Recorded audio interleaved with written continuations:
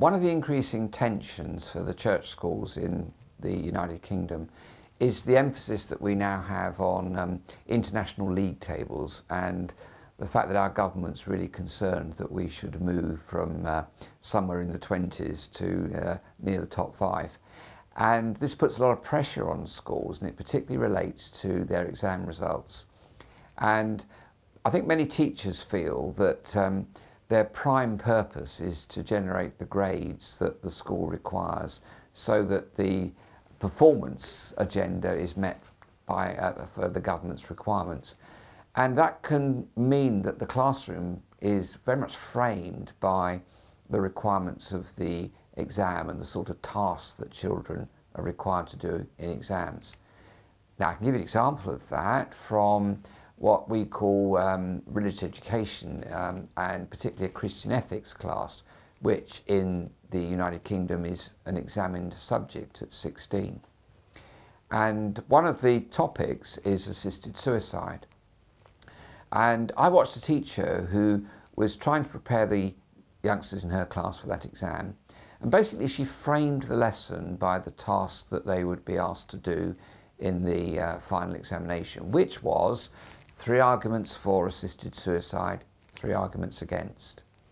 And what happened was that the children began to see Christian ethics as basically an argument. And what you're supposed to be doing if you're a Christian ethicist is to beat the opposition with 3 arguments, and if you're doing it really well, then you've got 3 scripture verses to go with that. And it just framed the whole thing in a very combative style. The teacher felt very uncomfortable with this, although it did get good results in the exam. So she decided to take a different view of it.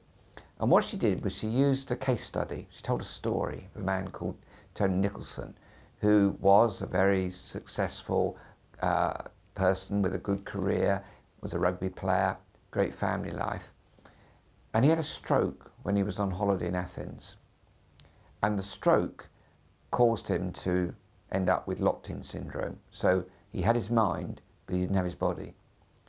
And what she got them doing was to look at quality of life. She used YouTube videos of his life, and they were working on the quality of life before the stroke and the quality of life after the stroke.